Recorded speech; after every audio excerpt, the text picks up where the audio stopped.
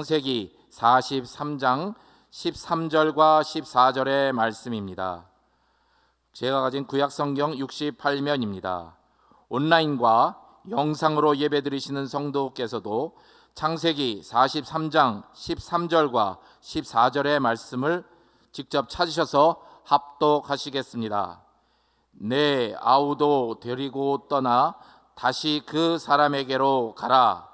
전능하신 하나님께서 그 사람 앞에서 너희에게 은혜를 베푸사 그 사람으로 너희 다른 형제와 베냐민을 돌려보내게 하시기를 원하노라.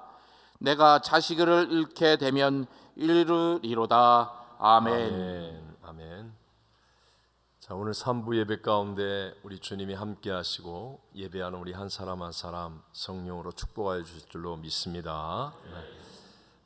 우리 한번 따라해 보겠습니다. 내려놓음과 기뻐함으로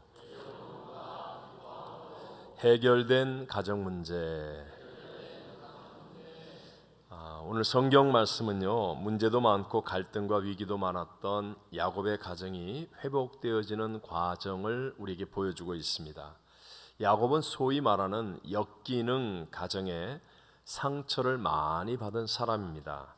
먼저 부모의 편애가 있었죠. 아버지 이삭은 형 에서를 지나치게 사랑하고 그러다 보니까 어머니 리브가는 자기를 또 편애하고 그런 편애 속에서 자랐습니다. 또 쌍둥이 형 에서와의 갈등으로 결국 목숨을 부지하기 위해서 집에서 야반 도주해야 했던 그런 어린 시절의 상처가 있었습니다. 편지 한 번, 연락 한 번 하지 못하는 타향살이 20년 동안 외삼촌 라반에게 사기를 당하기도 했고요. 결국은 4명의 부인들과 자녀들을 데리고 도주하듯 떠나야만 했습니다. 야곱의 이 가정 내부의 사정도 마찬가지예요. 야곱의 엇갈리는 부부관계 그리고 이복 형제들 간의 갈등과 문제들로 인해서 집안에는 하루도 잠잠할 날이 없을 정도였습니다.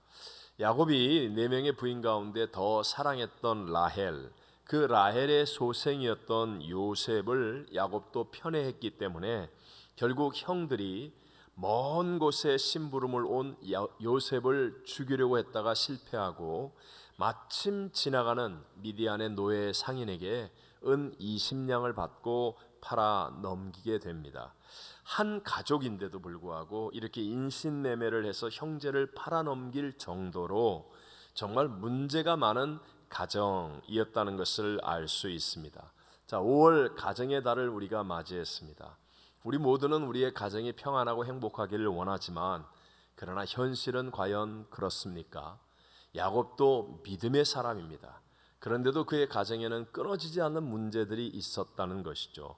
우리들도 마찬가지로 믿음을 갖고 있는데 아직도 부부관계의 문제, 자녀 양육의 문제, 부모와 자녀 사이의 갈등, 또 먹고 살기 힘든 어떤 경제적인 문제들, 해결해야만 하는 그런 삶의 문제 등으로 인해서 사실 야곱의 가정과 별반 다를 것이 없는 힘든 삶을 살아가고 있는지도 모르겠습니다. 그런데 중요한 것은 성경은요, 이 야곱의 가정의 문제의 근원적 해결이 오늘 이 창세기 43장부터 시작되어지고 있음을 우리에게 말씀합니다. 그리고 이후부터 야곱 가정의 문제는 이제 개인적인 문제가 아니라 개인사가 아니라 구원사로 바뀌어지는, 즉 하나님의 놀라운 역사에 쓰임 받는 그런 것으로 변화되는 일들이 일어나게 되었다는 것입니다. 자, 오늘 가정의 달 5월 또 어린이 주일을 맞이하여서 내려놓음과 기뻐함으로 해결된 가정 문제라는 제목으로 믿음의 조상 야곱의 가정을 통해 주시는, 오늘 이 시대를 살아가고 있는 저와 여러분에게 주시는 두 가지 하나님의 은혜를 함께 나누고자 합니다. 첫 번째, 우리도 가정 문제를 해결하기 위해서는 내려놓음이 있어야 한다는 것입니다. 다시 한번, 우리들의 가정 문제 해결하기 위해서 뭐가 있어야 된다고요? 내려놓음. 오늘 본문의 야곱 가정에는요, 굉장히 짙은 어둠의 그림자가 가득합니다. 팽팽한 긴장감이 흐르고 있는 것 같습니다. 기근이 심하여서 이제 애굽으로 다시 내려가서 양식을 사와야 하는데 첫 번째 애굽에 내려갔을 때 이 양식 식량 문제를 총괄하는 애굽의 실권자 총리 대신이 자기들에게 말하기를 너희가 만약에 다시 양식을 구하러 올 때는 너희 동생 베냐민을 데리고 와야 돼, 이렇게 약조를 하게 된 거예요. 근데 베냐민을 데려가려고 하는데 아버지 야곱이 결사 반대하는 거죠. 왜냐하면 라헬의 소생이었던 요셉도 멀리 심부름 갔다가 사라져 버렸는데, 죽었다고 하는데, 하나 남은 자기 아내 라헬이 죽으면서 낳은 아들 베냐민까지 잃어버린다면 야곱은 나 이제 더 이상 못 살 것 같아, 뭐 그런 느낌이 드는 거예요. 그래서 베냐민을 데리고 갈 수 없다라고 아버지가 완강하게 거부합니다. 또 가만히 그냥 있자니 이제 온 식구들, 어린 자녀들까지 다 굶어 죽을 판이 된 것입니다. 그러니까 이래도 문제 저래도 문제죠. 너무 힘이 드니까 결국 아버지 야곱이 먼저 말을 합니다. 함께 1절과 2절을 읽어보겠습니다. 그 땅에 기근이 심하고 그들이 애굽에서 가져온 곡식을 다 먹으매 그 아버지가 그들에게 이르되 다시 가서 우리를 위하여 양식을 조금 사오라.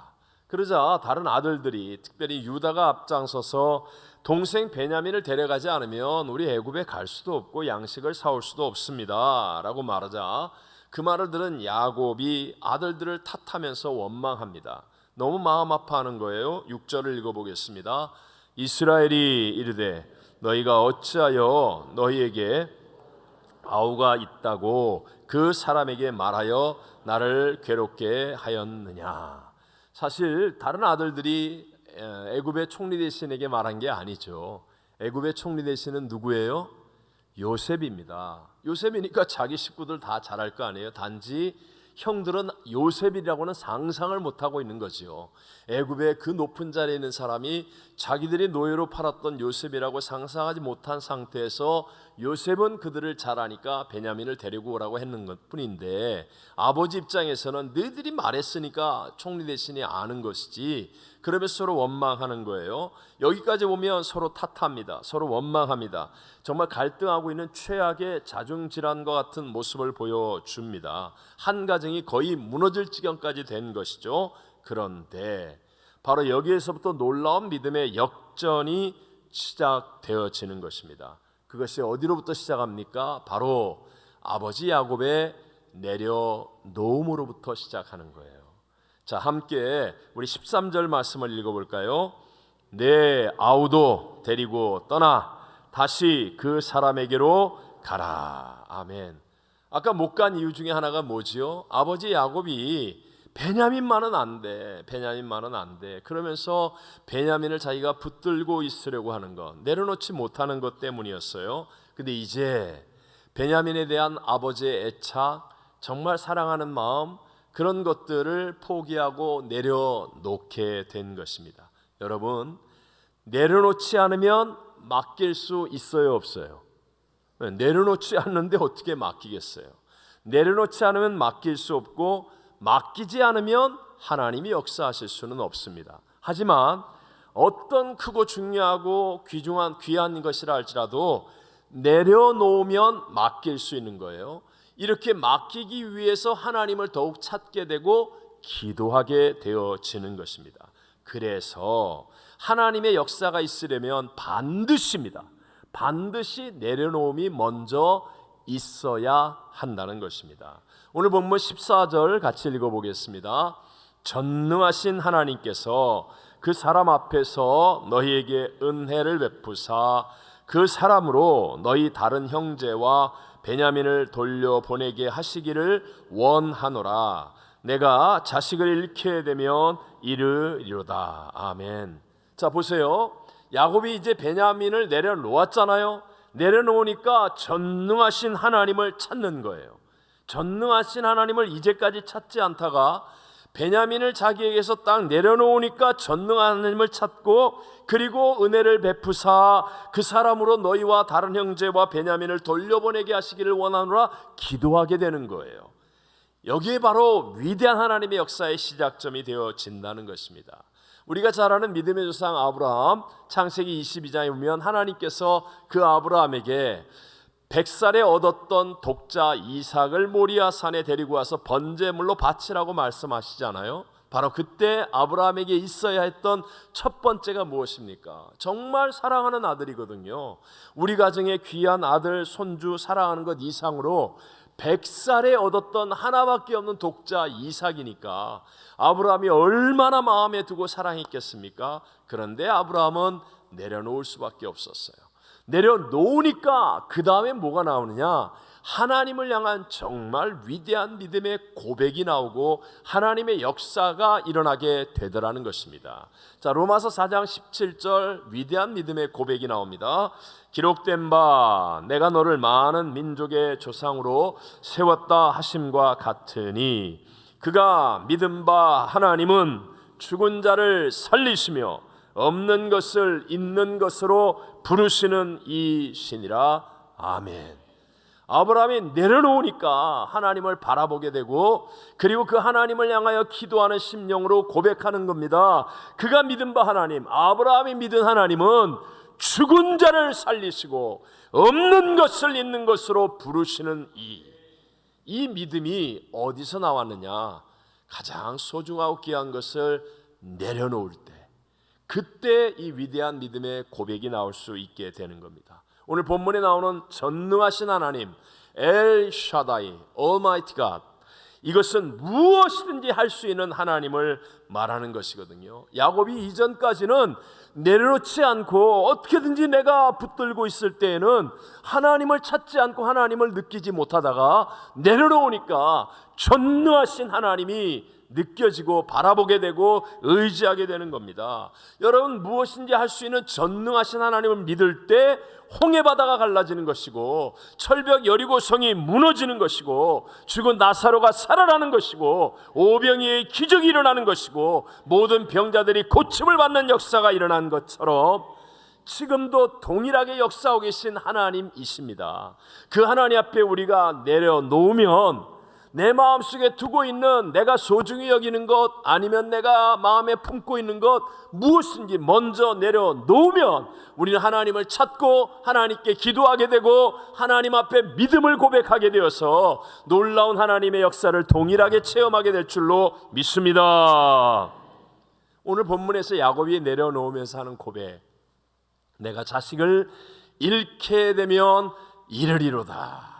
여러분, 이 위대한 고백이 마치 연약한 소녀 에스더가 유대 민족을 구원할 때 했던 고백과 같지 않습니까?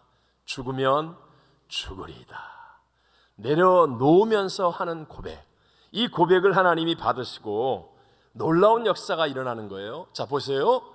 내가 자식을 잃게 되면 잃으리로다, 내가 죽으면 죽으리이다 하는 것은 어떤 의미입니까? 내가 결과를 컨트롤하지 않겠다라는 거예요. 내가 원하는 대로 결과를 얻기 위해 컨트롤하지 않겠다. 내가 자식 사랑한다, 내가 꼭 데려오기를 원한다, 너 살아오기를 원해. 하지만 내가 자식을 잃게 되면 잃으리다. 이게 내려놓음이에요. 내가 죽으면 죽으리다. 이게 내려놓음이에요.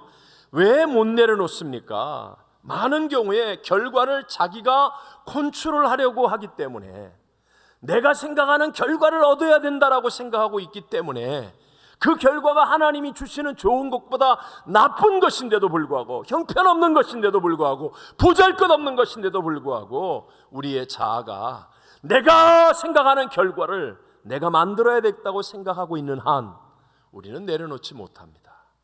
그러니까 맡길 수가 없는 것이고, 그래서 하나님의 역사는 일어나지 못하는 것이죠.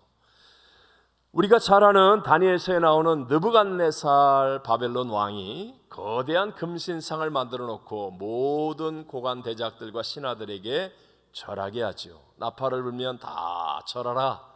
정말 대단한 느부갓네살 왕이었습니다. 그런데 그 위세와 권력 앞에서도 우상에게 절하지 말라라는 하나님의 말씀을 붙들고 새 청년들이 절을 하지 않습니다. 평소에 그들을 시기 질투했던 다른 사람들이 고발하지요. 그래서 맹렬히 타는 풀무불 앞에 이제 그들을 세워놓고 던져 넣음으로 죽이겠다는 것입니다. 그런데도 불구하고 이 세 청년 사드락과 메삭과 아벳느고는 휘둘림을 당하지 않아요.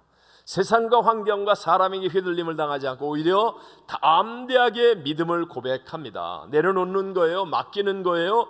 어떻게 해서 이들은 그 풀무불 앞에서도, 불풀무 앞에서도 내려놓고 맡길 수 있습니까? 결과를 자기가 컨트롤하지 않겠다. 하나님이 우리와 함께 하셔서 우리를 살리실 거야. 나는 그렇게 믿어. 그러나 그리하지 아니하실지라도 결과를 다 하나님께 맡기고 내가 원하는 결과만을 생각하지 않고 결과를 하나님께 맡기니까 내려놓을 수 있고 맡기게 되고 하나님의 역사가 일어나서 그 맹렬히 타는 불풀무 속에 들어갔는데 오히려 집어넣는 군사는 불태워 죽고 이 세 사람은 다시 살아나는 놀라운 기적의 주인공, 신앙의 용사들이 되어진 줄로 믿습니다. 여러분, 결과를 하나님께 맡기고 내려놓을 수 있으면 그러면요, 내 개인사의 문제들이 놀랍게도 하나님의 구원사가 되어집니다. 그래서 나만의 문제가 아닌 하나님이 책임져 주시고 하나님이 함께 하시는 구원사로 바뀌어지는 것, 이것은 바로 결과를 내가 원하는 대로 이루겠다는 컨트롤하는 마음을 내려놓는 거예요. 그러면 맡길 수 있고 그러면 하나님의 구원사가 되어져서 놀라운 선한 결말들을 얻게 되는 것이죠. 자, 여기 인생을 사신 분들 한번 정직하게 마음으로 생각하고 대답하십시오. 이제까지 살아온 인생이 내 뜻대로 되었습니까? 확실합니다. 네. 우리 가장 믿음 좋은 분이 대답하셨어요. 네. 여러분, 내가 계획하고 결과를 내가 원하는 대로 얻으려고 했던 것 그렇게 되는 사람은 없습니다. 저도 어렸을 때 제가 미국에 와서 여기서 목회하리라고 생각도 못했죠. 파라과이에서 내가 미국 와서 목회할 거 생각도 안 했습니다. 내가 결과를 예측하고 내가 원하는 대로 되는 일 없었습니다.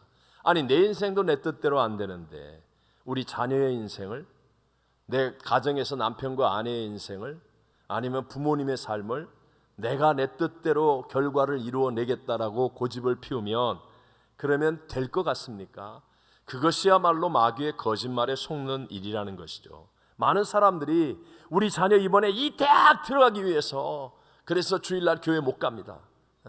이거 꼭 해가지고 이거 이루어야 되기 때문에 그래서 못 합니다. 그렇게 해서 결과가 내 뜻대로 내 생각대로 됩니까? 되지 않는다는 거예요. 사실은 내 자녀의 길을 가장 최선으로 인도해 주실 분은 우리의 내일을 알고 계시고 역사를 주관하시는 하나님이신 줄로 믿습니다.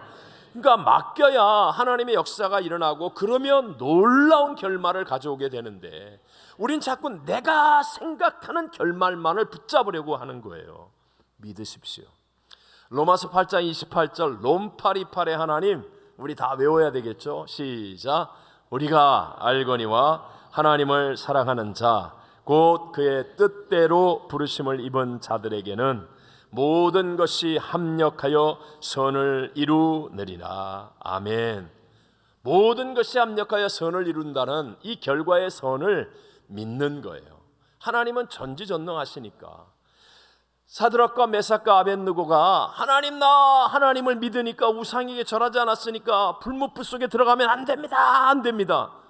그러면 자기가 결과를 책임지고 자기 뜻대로 생각해서 풀문불 속에 안 들어가겠다라고만 했다면, 그렇다면 내려놓지 못하고 맡기지 없었고 하나님의 역사는 일어나지 않았습니다. 하지만 하나님은 어떤 것도 합력하여 선을 이루신다는 그 믿음을 가지고 그리하지 아니하실지라도 결과를 내가 컨트롤하지 않고 하나님의 선하심을 믿는 믿음으로 맡기니까 내려놓는 거예요.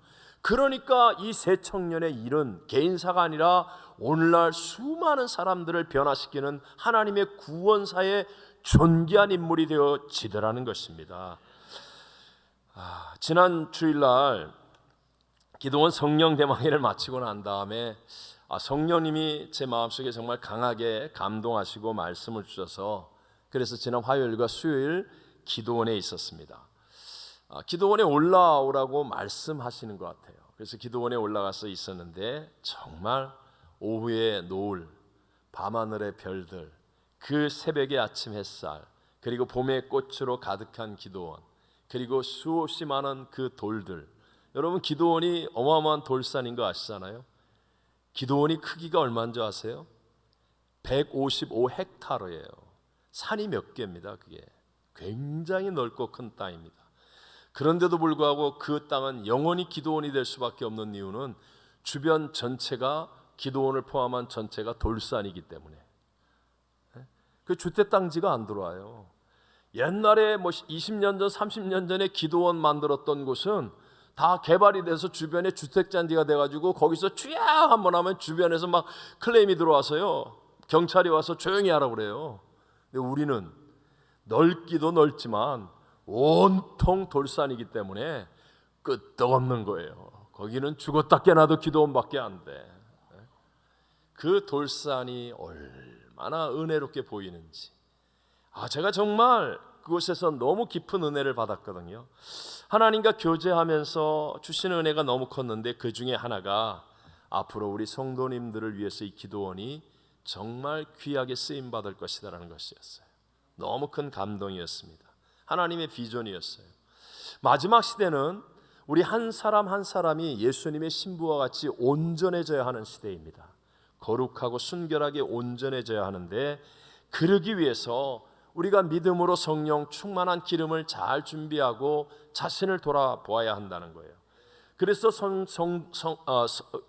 하나님께서 우리 성도님들을 개인적으로 또는 가족별로 기도원에 올라와서, 그래서 그 분주한 세속의 일들을 내려놓을 수 있는 시간. 저도 정말 대만 갔다 와서 힘들고 바빴거든요. 뭐 국가 기도의 날 앞두고 제가 행사와 준비하고 만나고 결정해야 될 일이 많았거든요. 근데 하나님이 올라오라고 그래서 올라간 그 하루, 화요일 저녁 오후부터 수요일 오전까지 진짜 뭐 핸드폰도 안 보고 인터넷도 안 보고 아무 전화도 안 받고, 그 내려놓음의 시간이 얼마나 복되고 얼마나 아름답고 은혜스러웠는지. 넘치는 미디어, 방송, 제 속의 모든 것들, 이제부터 아마 우리 기도원이 이제 거기에 기도 둘레길도 만들 거예요. 제가 막 걸어가 보니까 이제 풀이 좀 길어가지고 못 들어가겠더라고. 이제 기도원 둘레길도 기도 둘레길, 기도원에 딱 가시면 저녁 노을을 보면서 걷거나 새벽을 이슬을 맞으면서 걸으면서 기도할 수 있는 기도 둘레길도 만들고, 우리가 투자해서 그래서 개인이나 가족이 와서 잘 지낼 수 있는 숙소를 만들 겁니다. 잘 투자해서. 그래서 우리 성도님들이 그곳에 와서 내려놓는 것을 훈련하는 거예요. 세상의 분주함, 세상만 바라보고 생겼던 욕심과 두려움, 그런 것들을 내려놓고 한 달에 하루 또는 뭐 분기에 하루, 어떤 시간이든 한 번씩 와서 내려놓고 주님과 교제하고 자신을 돌아보고 성령으로 충만해지는 그런 놀라운 역사, 내려놓음으로 인하여 하나님의 그 은혜로 하나님이 일하시는 영성의 회복이 일어나는 축복을 누리게 될 줄로 믿습니다. 두 번째, 가정 문제를 해결하는 모습을 보면 대상의 기쁨을 같이 기뻐하고 즐거워하는 겁니다. 다시 한번, 대상의 기쁨을 같이 어떻게 해요? 기뻐하고 즐거워하는 것. 자, 우리가 모든 것으로 합력하여 선을 이루시는 결과의 선을 믿는 믿음으로 이제 내려놓고 하나님께 맡기게 되지 않습니까? 그러면 반드시 나타나는 증거가 있습니다. 이 증거를 통해 내가 내려놓았구나, 맡겼구나 라는 것을 확인할 수 있는 게 대상의 기쁨을 같이 기뻐하고 같이 즐거워할 수 있게 된다는 것입니다. 오늘 성경에 보면 이 형들이 이제 베냐민을 데리고 애굽에 왔습니다. 그리고 무사히 양식을 구할 수 있게 되었습니다. 뿐만 아니라 애굽의 실세 총리 대신에 집에 초대까지 받은 거예요. 근데 막상 가서 보니까 준비된 지정석이 기가 막히게 나이 순서대로 딱 되어 있는 겁니다. 아니, 어떻게 우리 나이를 알고 이렇게 해놨지? 정말 이상할 만큼. 근데 베냐민이 앉은 자리를 딱 보니까 무려 5배의 음식과 좋은 것들이 쫙 놓여 있습니다. 함께 우리 33절 34절을 읽어보겠습니다. 그들이 요셉 앞에 앉되 그들의 나이에 따라 앉히게 되니 그들이 서로 이상히 여겼더라. 요셉이 자기 음식을 그들에게 주되 베냐민에게는 다른 사람보다 5배나 주매 그들이 마시며 요셉과 함께 즐거워하였더라. 아멘.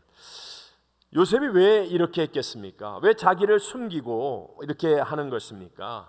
자, 원래 형들은 어떤 사람이냐? 시기와 질투에 붙잡혀서 비난하고 공격하는 성향을 가지고 있었던 사람들이었습니다.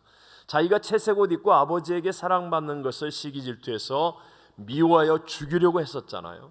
안 되니까 자기를 노예에게 팔기까지 했던 형들인데 지금은 어떻게 되었는가를 확인해 보려고 하는 거예요.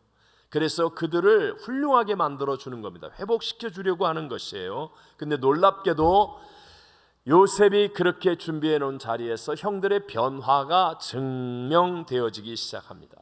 베냐민에게 5배나 음식과 좋은 것을 주면 옛날의 형들 같으면 막 눈을 흘기고 시기하고 질투하고 뺏어 먹으려고 했을 텐데 오늘 성경은 분명하게 말합니다. 그들이 마시며 요셉과 함께 뭐하였더라?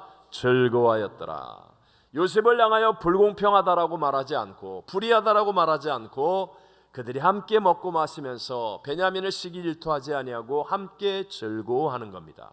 이것은 나중에 증거되죠. 요셉이 그들을 돌려보낼 때 베냐민의 자루에다가 귀하게 여긴다고 하는 은잔을 집어넣고 베냐민을 범인으로 붙잡아 다시 감옥에 들이려고 할 때 형들이 베냐민을 버리지 않습니다. 오히려 자기들이 감옥에 남아 있겠다라고 희생하고 헌신하는 모습을 증거하는 것이죠. 어쨌든 이것을 통하여 다른 사람의 대상의 기쁨을 같이 기뻐하고 즐거움이 변화의 증거였다라는 것입니다. 여러분, 그리스도인의 특징은 영접하는 겁니다. 바꿔 얘기하면 받아들이는 거예요. 우리가 예수 그리스도를 영접함으로 부활의 예수의 생명이 임하여서 죽은 영이 거듭나 우리가 지금 죽어도 천국 가는 구원의 자녀가 되는 것 아닙니까? 그런데 이 영접할 때 내 안의 본능이 본능적으로 받아들이기 힘들어하는 게 무엇이냐? 그것이 바로 남의 축복을 함께 기뻐하고 즐거워하는 거예요.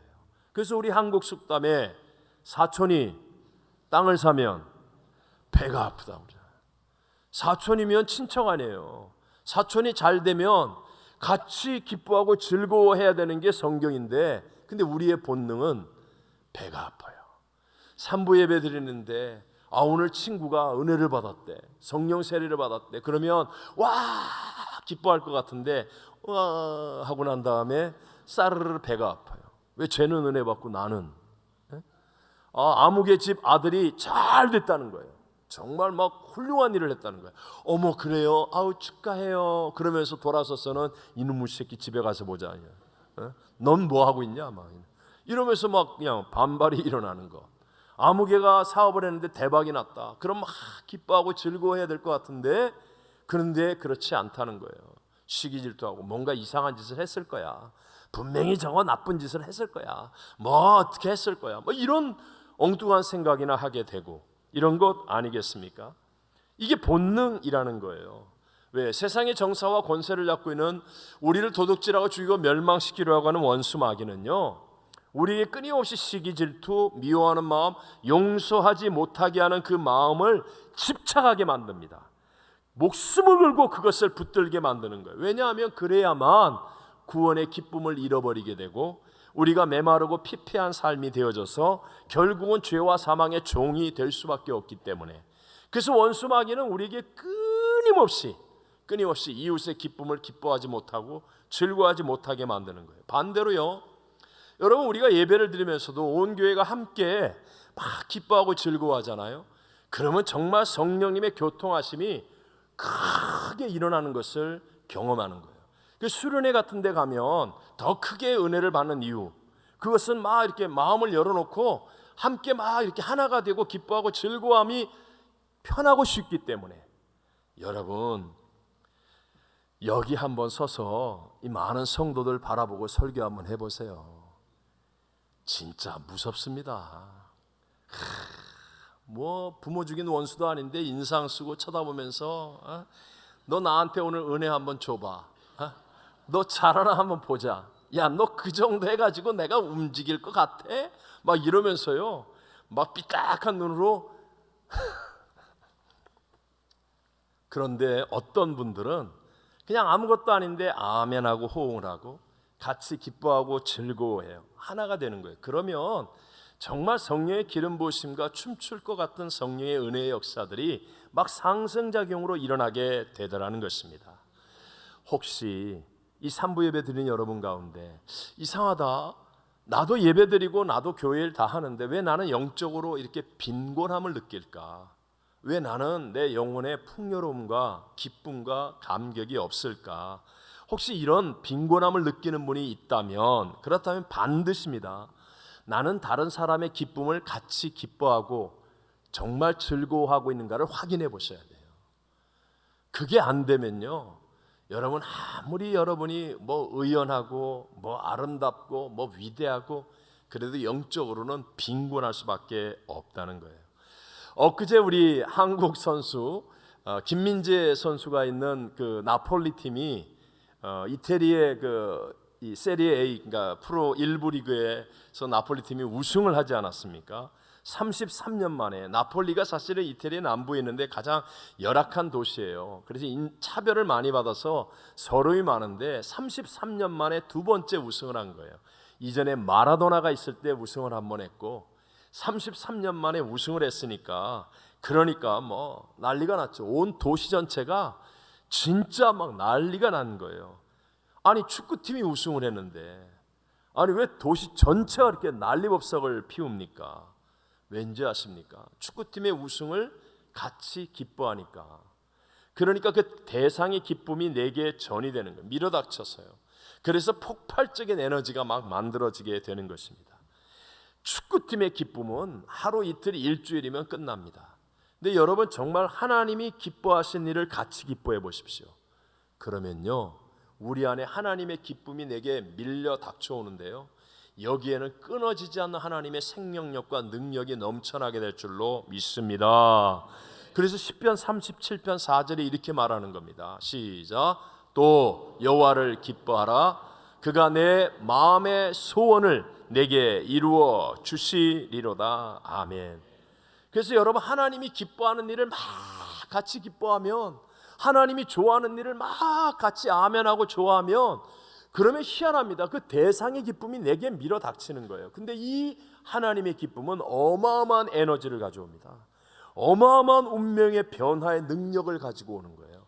그래서 마음의 소원까지 다 이루어지는 놀라운 역사의 주인공의 자리에 있게 될 줄로 믿습니다. 그래서 여러분 교회에서 주의 이름으로 행하는 구제, 특별히 우리 선교는 하나님이 명령이고 하나님이 기뻐하는 일이거든요. 이것을 위해서 하나님이 교회를 세우셨고 저와 여러분을 두셨기 때문에 이런 일을 할 때 우리가 그냥 하면 안 돼요. 그냥 하면 원수 마귀에게 집니다. 자꾸 딴 생각하게 만들고 두 마음을 품게 만들고, 하나님이 기뻐하는 일은 정말 전심을 다하여 집중하여 행하는 거예요. 그러면요 하나님의 기쁨이 내게 밀려 닥쳐오면서요 우리의 운명을 바꿀 만한 어마어마한 변화의 물결을 타게 될 줄로 믿습니다. 우리 오늘 주보에 여러분 보시면 나오겠지만 그 종이 한 장씩 다 들어있잖아요. 우리 선교사 가족 초청대회 하는 일에 헌금을 작정하는 일이 있습니다. 제가 혹시라도 우리 교회 처음 나오시거나 잘 신앙을 이해하지 못하는 분이 오해할까 봐 말씀을 드리면, 지금 우리 교회는 이런 일을 하기에 헌금이 부족해서 여러분 보고 헌금 내라고 하는 일이 아니에요. 절대로 그런 마음이 요만큼이라도 있다면, 저것도 우리 진 목사가 이런 거 해가지고 또 헌금 모아서 뭐 하나보다, 이렇게 생각하는 마음이 요만큼이랬다면 절대로 하지 마시고 기다리세요. 그런 의미가 아닙니다. 여러분 선교사 가족을 초청하여 그분들을 위로하는 것은 하나님의 나라를 위해서 너무너무 중요하고 또 아무나 할 수 없는 크고 힘든 일이거든요. 근데 이 일을 할 때 하나님이 기뻐하십니까? 안 기뻐하십니까? 정말 기뻐하십니다. 하나님의 부흥이 세계 곳곳 우리가 갈 수 없는 지역마다 일어날 수 있는 일이 되거든요. 하나님이 기뻐하시는 일.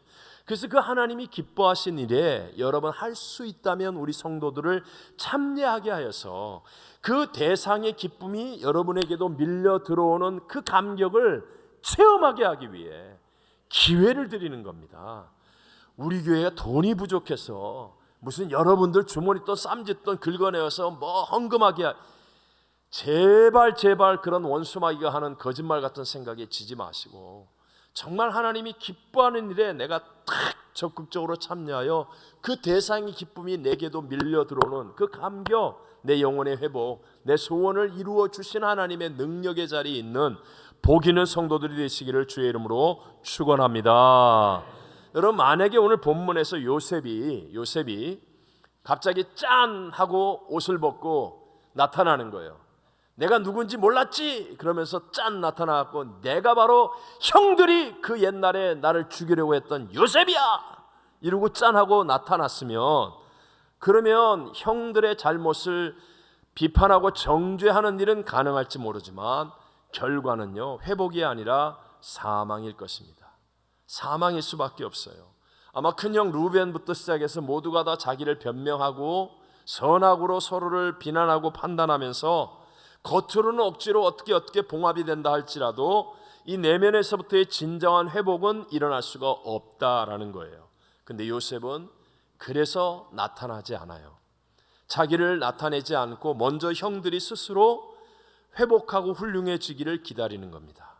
그래서 자기를 감추고 베냐민에게 5배의 음식을 주고 베냐민의 자루 속에 은잔을 넣어서 베냐민을 감옥에 가둘 사람으로 만들고, 그런 일들을 통하여 형들이 전혀 미워하고 시기하지 않는 자기를 발견하는 거예요. 옛날에 자기들이 요셉 동생을 그렇게 했던 것을 뉘우치고 이제는 우리는 그런 사람이 아니야. 그러면서 오히려 즐거워하고 기뻐하고 동생 베냐민을 대신하여 감옥에 가겠습니다, 내가 남아 있겠습니다 하는 희생과 헌신을 증거하게 하여서 형들을 스스로 훌륭하게 만드는 거예요. 그래서 훌륭한 모습이 드러나고 난 다음에 내가 바로 요셉이었습니다 하면서 서로 부둥켜 안고 우는 거예요. 그러면 이건 진정한 회복이 되어지고 진정한 하나됨이 일어나는 것이죠. 하나님의 방법이 이렇습니다. 하나님은 율법으로 우리에게 죄를 깨닫게 합니다. 말씀을 읽으면 어쩔 수 없는 죄인임을 깨닫게 됩니다. 근데 거기에 머무르면서 우리는 마치 다른 사람을 정죄하고 비난하며 그 정죄와 비난을 통하여 내가 의로운 것처럼 착각하려고 하면 안 돼요. 내가 죄인인 것을 깨달으면 우리가 살 수 있는 십자가 복음 앞으로 와야 됩니다. 하나님의 방법은 십자가 복음을 통하여 우리 모두를 다 살리는 것이고 훌륭하게 만들어주는 것이고 하나님의 자녀되게 해주는 것임을 믿으시기 바랍니다. 십자가 앞에 서면 내가 가릴 게 없어요. 하나님의 아들의 그 벌거벗음과 그 고난당하심과 그 완전하신 분의 죽음 앞에 내 수치가 없습니다. 내가 가릴 것이 없고 숨길 것이 없고 토하지 않을 것이 없습니다. 나를 살리신 하나님의 사랑과 은혜가 내게 강물처럼 흘러 넘쳐나게 됩니다. 그래서 십자가를 만나면 누구든지 회복되어지는 겁니다. 고린도서 1장 18절 말씀을 함께 읽어봅니다. 십자가의 도가 멸망하는 자들에게는 미련한 것이요 구원을 받는 우리에게는 하나님의 능력이라. 아멘. 십자가에서 어떤 죄인이라 다 용서받게 되고 새 피조물이 되니까 우리가 선악을 판단하는 이 선악이 십자가에 못 박히는 겁니다. 선악으로 다른 사람을 판단하고 정죄하고 비난하지 않게 되는 거예요. 십자가에서 나 같은 죄인이 용서받고 의인이 되어지는 것, 우리 모두에게 향한 하나님의 은혜를 깨닫는 것. 그래서 십자가를 통하여 Not I but Christ가 되어짐을 믿게 되는 거예요. 그러면 그때 내게 부활의 능력이 임합니다. 십자가에서 Not I but Christ가 되어지면 희한합니다. 내게 없었던 용서할 수 있는 마음이 생기고 사랑할 수 있는 능력이 생기고 어떤 환난과 고난, 문제, 위기 앞에서도 합력하여 선이 될 것이라는 믿음, 천국의 소망이 나를 붙잡아서 감사하고 감격하고 휘둘림을 당하지 않고 승리의 길을 걸어갈 수 있게 될 줄로 믿습니다. 우리 한국에 기독교 인재를 키우는 한동대학을 세웠던 초대 총장 김영길 박사님이 있습니다. 미국에서 정말 훌륭한 분이 한국에 와서 자신을 헌신하면서 초창기 학교를 설립하는 과정에 정말 어려움을 많이 겪으셨어요. 하루는 얼마나 모욕적이고 힘든 일을 겪었는지 그의 아내, 믿음이 정말 좋으신 우리 김영애 권사님이 바라볼 때도 속으로 생각하는 거예요. 저러다가 일찍 죽겠다.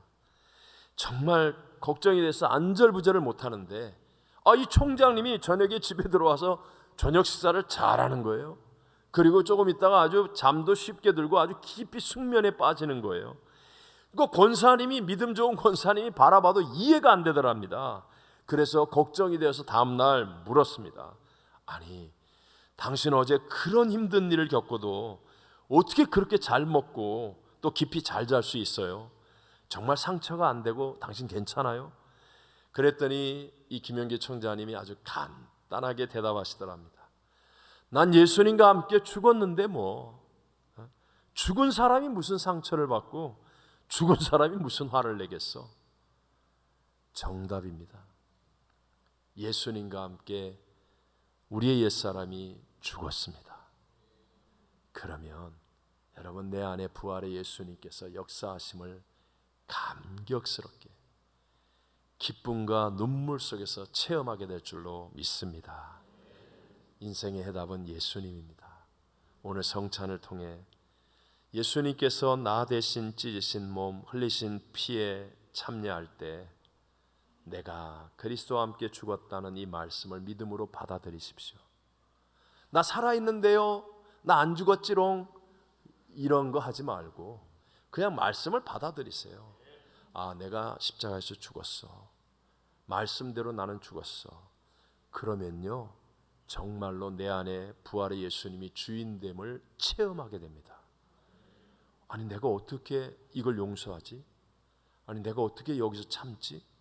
아니, 내가 어떻게 여기서 이런 일을 용기 있게 할 수 있지? 나도 깜짝 놀라는 내 안에 부활의 예수가 나를 주장하셔서 내게 없었던 능력으로 살아가게 만드는 일들을 경험하게 되는 것입니다. 야곱의 가정 문제, 여러분, 믿음의 조상 야곱의 가정에도 문제 있듯이 오늘날 아무리 좋은 집에 살고 좋은 차를 타고 좋은 음식을 먹어도 아무리 좋은 옷을 입고 하고 싶은 대로 다 하는 것처럼 사는 것처럼 보여도 아니에요. 다 문제 속에 있습니다.